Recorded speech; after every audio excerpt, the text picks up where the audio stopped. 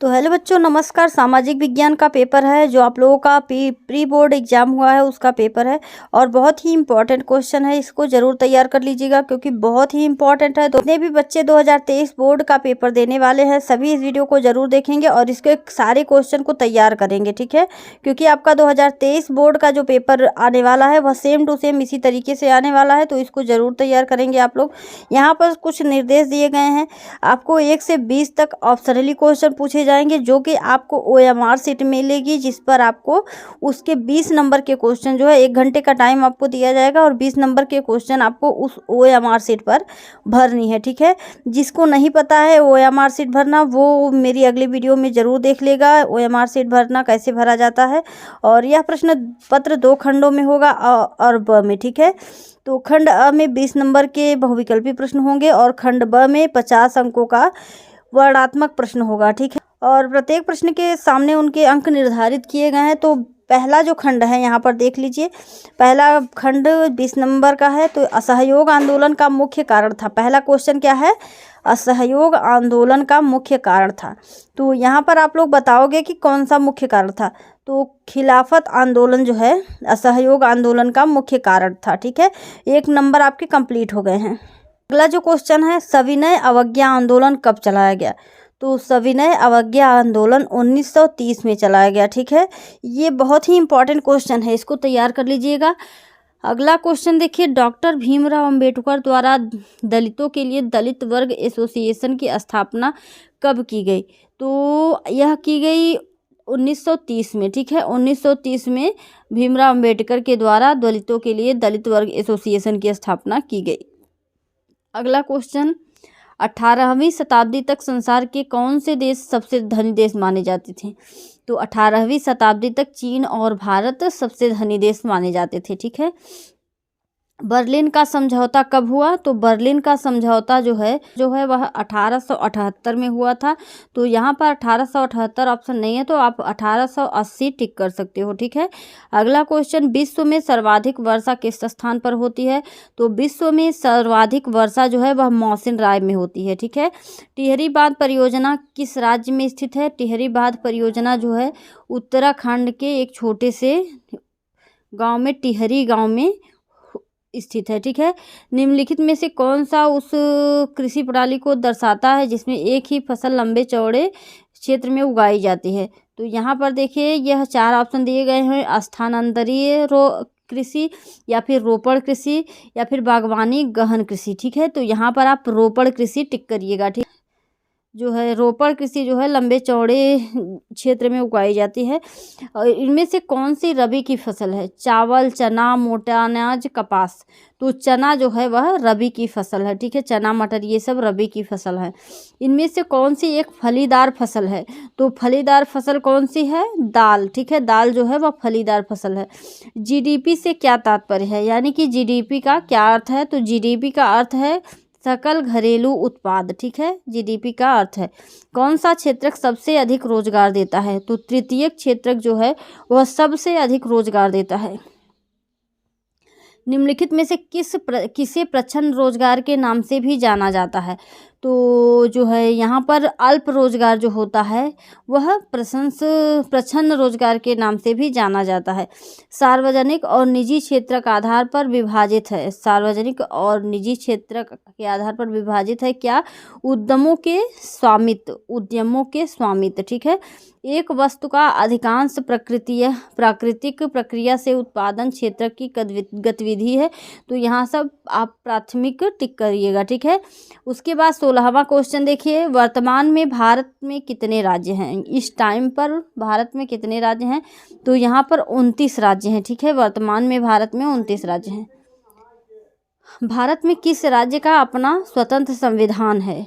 तो जो जम्मू कश्मीर है उसका स्वतंत्र संविधान है, ठीक है। अगला क्वेश्चन देखिए, पीटर नॉर्मन किस देश से संबंधित थे? तो पीटर नॉर्मन जो है वह ऑस्ट्रेलिया से संबंधित थे। अमेरिका के सामाजिक विभाजन के कारण कौन थे? तो श्वेत और अश्वेत अमेरिका के सामाजिक विभाजन के कारण थे, ठीक है। अगला क्वेश्चन 20वां, भारत में औरतों के लिए आरक्षण की व्यवस्था है लोकसभा में या फिर विधानसभा में या फिर मंत्रिमंडल में या फिर पंचायती राज संस्थाएं में। तो जो पंचायती राज संस्थाएं हैं वहाँ पर औरतों के लिए आरक्षण की व्यवस्था है। उसके बाद हमारा आ गया है वर्णनात्मक प्रश्न, ठीक है। तो यहाँ पर आप थोड़ा सा खिलाफत आंदोलन को पढ़ लीजिएगा। इसमें देखिए 80 शब्दों में उत्तर दीजिए, ठीक है।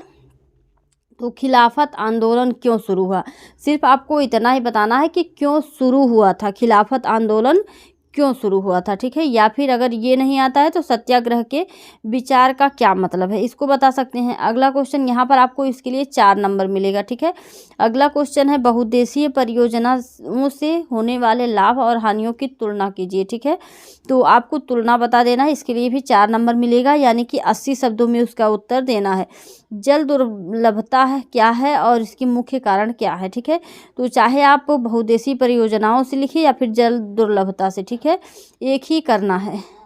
सामाजिक अंतर कब और कैसे सामाजिक विभाजनों का रूप ले लेते हैं, इसको करिए। या फिर भारत की विधायिकाओं में महिलाओं के प्रतिनिधित्व की स्थिति क्या है, इसको करिए, ठीक है। एक ही करना है, 4 नंबर मिलेगा। प्रच्छन्न बेरोजगारी से आप क्या समझते हैं, तो जैसा कि प्रच्छन्न बेरोजगारी अल्प बेरोजगारी होती है, उसको आप लोग बताओगे शहरी एवं ग्रामीण क्षेत्रों से उदाहरण देकर व्याख्या कीजिए, ठीक है। और या फिर अगर आपको ये नहीं आता है तो इसको करिए, भारतीय रिजर्व बैंक अन्य बैंकों की गतिविधियों पर किस तरह नज़र रखता है, यह जरूरी क्यों है, ठीक है, इसको लिख सकते हैं। अब देखिए वर्णनात्मक 2, ठीक है, इसको 150 वर्डों में लिखना है, ठीक है। उसको आपने सिर्फ 80 वर्ड में लिखा, अब इसको 150 वर्ड में लिखिए। तो खाद्य उपलब्धता पर तकनीक के प्रभाव को दर्शाने के लिए इतिहास से 2 उदाहरण दीजिए, ठीक है।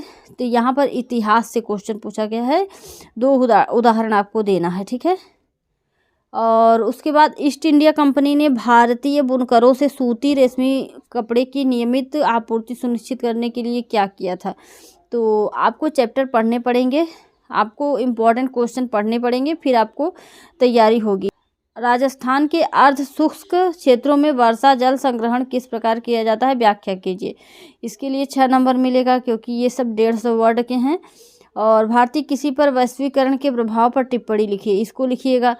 और सामाजिक विभाजनों की राजनीति के परिणाम तय करने वाले 3 कारकों की चर्चा करें। और बताइए कि भारत में किस तरह अभी भी जातिगत असमानताएं जारी हैं, इसको भी समझ लीजिएगा। अगला क्वेश्चन है संगठित और असंगठित क्षेत्रकों की रोजगार परिस्थितियों की तुलना कीजिए। अगला, अगर आपको ये नहीं आएगा तो इसको कर सकते हैं। उत्पादन के साधनों के स्वामित्व के आधार पर आर्थिक गतिविधियों का वर्णन कीजिए। यहाँ पर जैसा कि आप लोग देख रहे हैं अथवा करके, हर एक क्वेश्चन में अथवा करके भी दिया है, यानी कि आपको 2 क्वेश्चन मिलेंगे, दोनों में से आपको अगर एक नहीं आएगा तो दूसरा आप कर सकते हो, ठीक है, आपको ये सुविधा भी मिलेगी।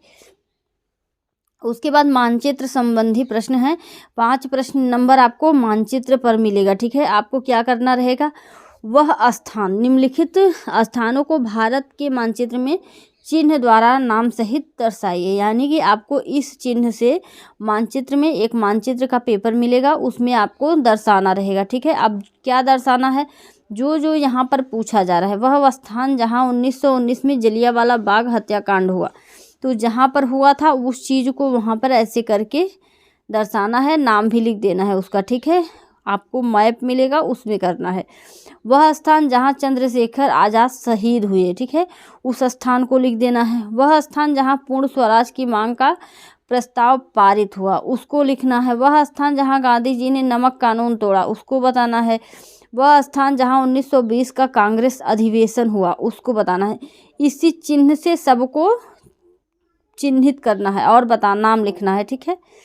अगला क्वेश्चन, दिए गए भारत के मानचित्र में निम्नलिखित को दर्शाइए। तो यहाँ पर जो भी है सबका अलग अलग चिन्ह दिया हुआ है। जैसे भारत का कोई एक बंदरगाह जो पश्चिमी तट पर स्थित है, तो जो भी बंदरगाह पश्चिमी तट पर स्थित है उसको इस चिन्ह से दर्शाइए, ठीक है।